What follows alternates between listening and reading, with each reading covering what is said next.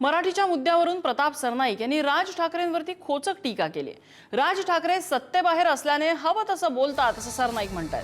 तर ठाकरे आहेत म्हणून त्यांना सगळे अधिकार आहेत का असा प्रश्न त्यांनी विचारलाय। मनसैनिकांकडूनच हिंदी भाषिकांसाठी मराठीचे क्लासेस घेतले जात आहेत।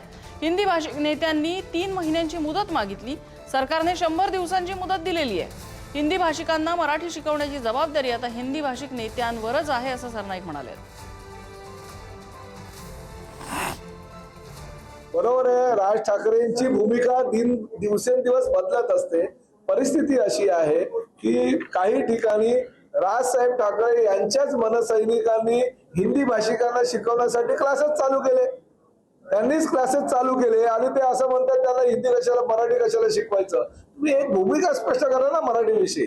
तुम्ही एकदा म्हणता की त्यांना ही मराठी शिकवायला पाहिजे आणि एकदा म्हणतात कशाला त्यांना मराठी शिकवायचं, हेच बंद करायला पाहिजे। असं होत नाही ना। आपली भूमिका राजसाहेब ठाकरेंनी एकदा स्पष्ट केली पाहिजे जेणेकरून मराठी अजूनही आपण मोठ्या प्रमाणात पूर्ण जगामध्ये घेऊन जाऊ।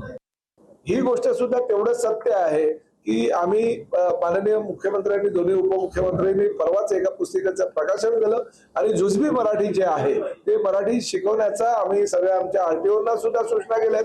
ज्यांनी आमच्याकडे मुदत मागितली होती म्हणजे त्यामध्ये शशांक राव आहे, संजय निरुपम आहे, हाजी अहमद शेख असे काही नेते मंडळी आहेत जे हिंदी भाषिकांचे नेते आहेत। त्यांना आम्ही सांगितलं की आता तुमची जबाबदारी, तुम्ही मुदत मागितली ना, 3 महिने मुदत दिली, 100 दिवसाची मुदत दिली, 3 महिन्याची मागितल्यानंतर, तर आता जबाबदारी तुमची आहे। त्या हिंदी भाषिकांना तुम्ही मराठी शिकवा।